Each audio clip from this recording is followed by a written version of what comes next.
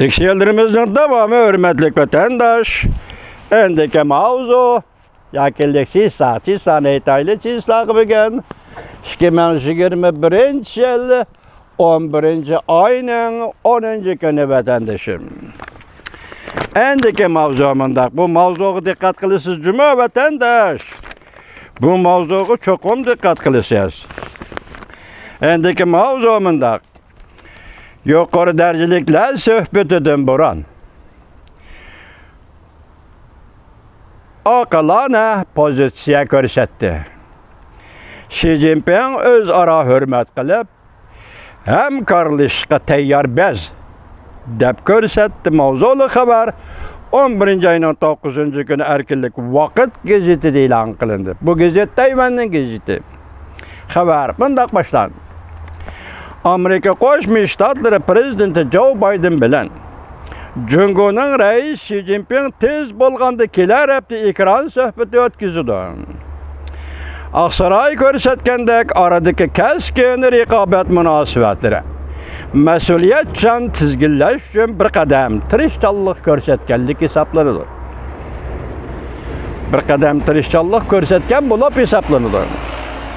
Reuters 11. ayının 9. günü xabardarı bir nafar kişinin sözlerden naql keltirib bunday ko'rsatdi. İki davlat rahbarlari tez bo'lganda kelar hafta ko'rishdi.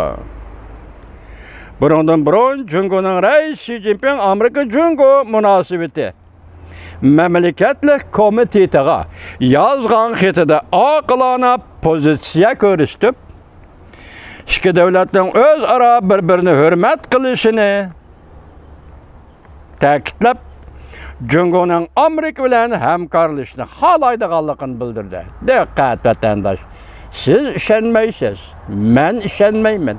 Hatto Amerika ham ishonmaydi Jungo'ning bergan va'dasiga. Lekin bu qatam qandaq? Bu va'dalar hozir ikki davlat rahbarlari uchrashishdan avval kelyapti vatandosh. NBC xabar qilib bunday ko'rsatdi. Jungo'nun Washington'da turishliq baş elchisi Qingang Amerika Jungo munosabati mamlakatlik komitetining yillik yig'inida Xi Jinpingning yozgan xatini ingliz tilida o'qib berdi. Xatda mundaq deyildi. Amerika Jungo munosabati bugungi kunda tarixning hal qilg'ich paytlarida turibdi. İki devlet hamkorlashsa qalbi qiladi, hamkorlashmasa mag'lub bo'ladi. Bu birinchi koni gaplar bor. Oxiriga diqqat qiling. Hamkorlashni ta'kidlash birdan-bir to'g'ri tanlashdir. Xi Jinping yozgan xatida mundaq ko'rsatdi.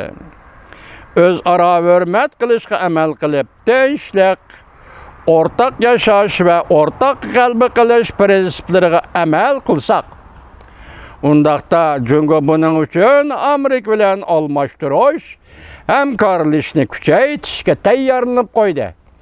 Amerika bilan o'zaro almashtirib, har qanday narsa almashtirishga va hamkorlashishga tayyorlanib qo'ydi. Diqqat vatandosh, Jungo yoki reis Xi Jinping mamlakatlik komitetiga, Amerika Jungo munosabati mamlakatlik komitetiga buni Jungo bosh elchi boshqarish kerak yozgan xatida yoki bosh elchi orqali Amerikaga yozgan xatida Jungo hamkorlashni kuchaytirishga tayyorlanib qo'ydi. Bu bir jumla, ya'ni tuvanga diqqat qiling.